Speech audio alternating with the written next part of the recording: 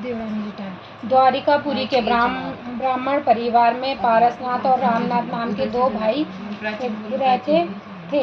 पारसनाथ का बड़े कपड़ों का व्यापार और रामनाथ की छोटी सी परचून की दुकान थी। रामनाथ हमेशा बीमार रहा करता था। दोनों भाइयों की पत्नी जो आपस में देवरानी जेठानी थी, एक जगह सुहागने के निमंत्रण पर गई और वहाँ आपस में चर्चा हो गई। सुहागने करने से सबकी दशा सुधर जाती है और यदि औसान बीबी का स्मरण करके सुहागनों की मनौती मान लो तो अर्थात माता रानी हमारी सभी मनोकामना पूरी हो जाने पर हम आपकी सुहागने करेंगे तो सुहागिन देवी माता स्वरूप इच्छित फल देती है। दोनों देवरानी जेठानी सुनती रहीं। दोनों की ही संतान नहीं थी। जेठानी बोली, यदि माता रानी हम दोनों को संतान दे दे तो अपने सब संकट दूर हो जाए, हम भी सुहागने करें।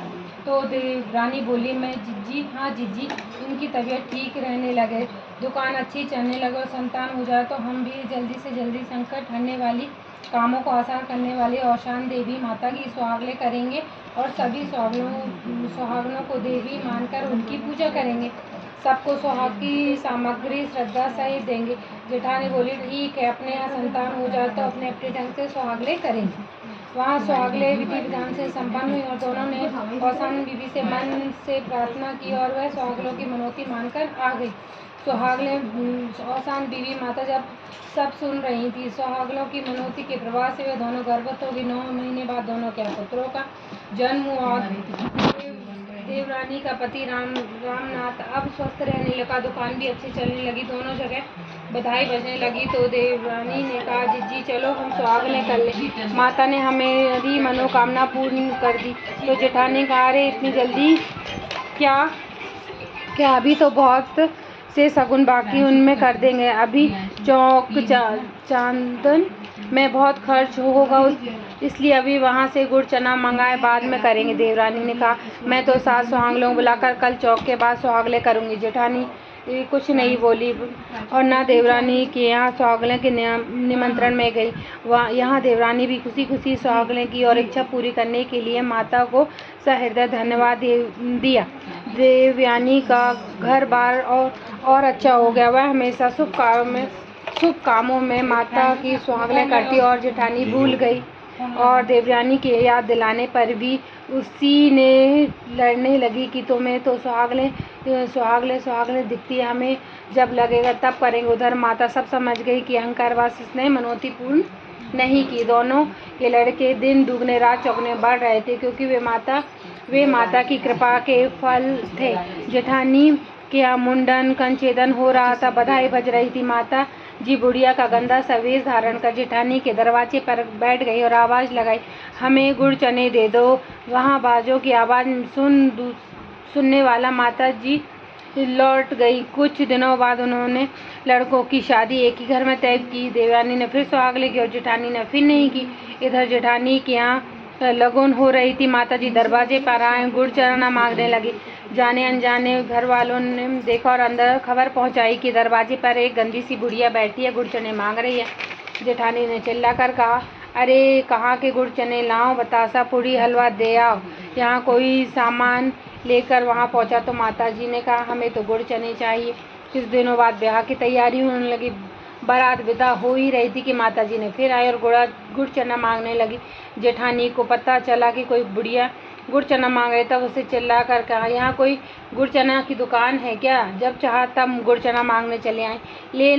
लेना है तो खाना ले जाओ, हमारे पास बात करने की फुर्सत नहीं है, हमारे लड़के की बारात जा रही है। सब सुन माता जी को बहुत गुस्सा आया और वे बारात के साथ साथ चल दी। बारात लड़की वालों के यहाँ पहुँची। विधि विधान से शादियाँ होने जैसे ही भावर पड़ने का समय आया कि एकदम आंधी तूफान आया और किसी को कुछ दिखाई नहीं दिया। इसी बीच माता ने दूल्हे को आलोक कर दिया। हिमालय पारस पीपल की ओर चल पड़ी। वहाँ आंधी तूफान के थमते ही देखा तो एक दूल्हा गायब। लड़की वालों के यहाँ हाहाकार मच गया कि क्या हो गया, बड़ा दूल्हा आलोप हो गया।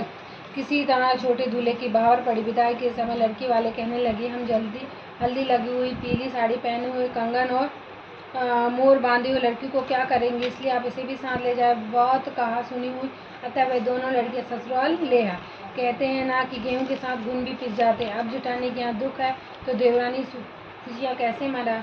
उसने सुहागले कर ली थी इसलिए उसका लड़का बच गया। जेठानी से कहने के बाद भी उसने नहीं की, इसलिए देवरानी समझ गई कि ये सब माता का प्रकोप है। उसने कुपित होने के कारण ये आपका पुत्र ले लिया। जेठानी ने जब यह सब सुना तो व्याकुल हो गए, विलाप करने लगी। देवरानी ने जेठानी के पास गई और बोली, आपने मनोती मानकर भी सुहागले नहीं की, इसलिए माता रानी ने से क्षमा मांगो कि हे हम माता हमारे पुत्र को लौटाए, फिर हम आपकी दोहरी सुहागले करेंगे। जेठानी की भी समझ में आ गया कि मैंने बहुत बड़ी गलती की। जेठानी ने हाथ जोड़कर माता जी से क्षमा मांगी, पुनः मनोती की और बहू से कहा, बेटा घर के द्वार से कोई खाली हाथ न लौटे, इसका तुम ध्यान रखना। इधर कुछ लंगूरे भिक्षा मांगते एक पेड़ के नीचे रुक गए। वहाँ अंधेरा हो गया। उन्होंने मशाल जलाई तो सामने पाया कि पारस पीपल के नीचे एक झाड़ूदार आया। वहाँ पेड़ के पास मैदान में झाड़ू लगाए। इतने में एक माली आया, उसने पानी छींचा और फूल बिखेर दिए। वह सुंदर प्रकाश फैल गया। तब अनेक देवी देवता सब आकर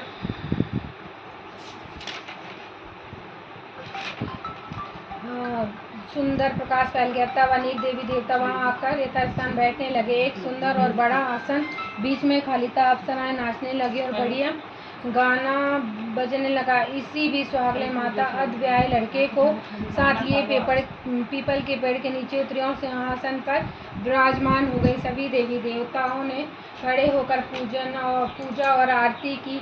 वह दूल्हा बना लड़का माता जी के बैठे उनके पैर दबाने लगा। रात भर बढ़िया नाच गाना होता रहा। सवेरा होते ही सब यथास्थान चले गए। लंगूरों ने कुछ दिन रुककर वहाँ रोज यही दृश्य देखा, फिर आगे बढ़ गए, पर उनके ध्यान से वह दिव्य छटा दूर न हो पाती। धीरे धीरे वे अनेकों गांव में भिक्षा मांगते मांगते उसी देवरानी जेठानी के गांव पहुँचे। जैसे ही वे एक घर में सवेरे सवेरे अर्धव्यायी कन्या भिक्षा देकर पहुँची तो वे उसे पीली भिक्षा मांगते पहुँचे और अपनी भाषा में बोले, सवेरे देओ सांझा पाओ, दूध पूत के आड़े आओ, लंगूरों को दो रोटी दे दो। यह सुनते ही वह अर्धव्याही कन्या भिक्षा लेकर पहुँची तो वे उसे पीली पहने दुल्हन के वेश में देखकर घबरा गए और बोले, जहाँ तहाँ वहाँ और बिना भिक्षा लिए ही चल पड़े। बहू ने लौटकर सास को सब कह सुनाया। वे बाहर दौड़ी आई तो देखा वो सामने देवरानी के यहाँ भिक्षा मांग रहे हैं। वे वहाँ पहुँचकर बोली, अरे आपने ऐसा क्यों किया, भिक्षा तो ले लेते। वे घबरा गए और जाने लगे। देवरानी ने कहा और पूछा, क्या बात है। तब उन्होंने सब कुछ कह सुनाया। तब उन दोनों ने भी अपनी कहानी सुना दी और बोली, क्या आप हमें वहाँ ले जा सकते हैं। वे तैयार हो गए। उन्होंने उन्हें प्रेम पूर्वक बिठाया, भोजन कराया और जाने की तैयारी करने लगी। देवरानी बोली, सुहागलों की तैयारी करके चलो, माता रानी सब ठीक कर देंगी तो घर लौटकर तुरंत अनगिनत की सुहागलें करेंगे। जेठानी ने वैसा ही किया और वे सब परिवार नगर के कुछ लोग मिलकर सब उसी पारस पीपल के पास पहुँचे। वहाँ शाम होते ही लंगूरों ने जैसे बताया वैसे ही दो छटा बिखर गई और अप्सराओं का नाच गाना शुरू होते ही सुहागले माता अधव्याय लड़के के साथ लिए सिंहासन पर विराजमान हो गई। तब देवरानी ने बहू को सब कुछ सिखा दिया और बहू धीरे धीरे वहाँ पीछे सिंहासन के नीचे पहुँच गए और माता जी ने जैसे ही उठने लगी तो उसने माता जी के चरण पकड़ लिए और कहा, सुहागले माता बोली, सुहागवती भव। तब बहू हाथ जोड़कर बोली, माता रानी मेरा सुहाग तो आपके पास है, मेरा सुहाग मुझे सौंपकर अभय प्रदान करें। मैं और मेरी सास आपके अनगिनत सुहागले करेंगे। माता रानी ने उसका सुहाग वापस कर दिया और वे सब अंतर्ध्यान हो गए। बहू बेटा को देखकर जेठानी सहित सभी लोग खुश हो गए।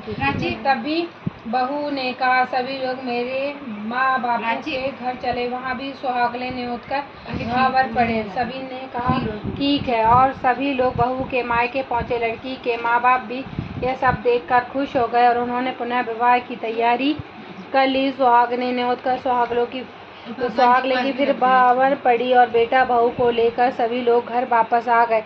यहाँ पुनः अनगिनत सुहागले न्योत कर सुहागलों की और माता को सा हृदय धन्यवाद दिया। वे और नगर के सभी लोग वर्ष में एक बार या खुशी के अवसर सुहागले बीबी माता की सुहागने करने लगे। माता रानी के कृपा से सब खुशहाल रहने लगे और शान देवी माता ने जैसे सबकी लाज रखी वैसे ही सबकी लाज रखे। बोलो शान देवी माता की जय।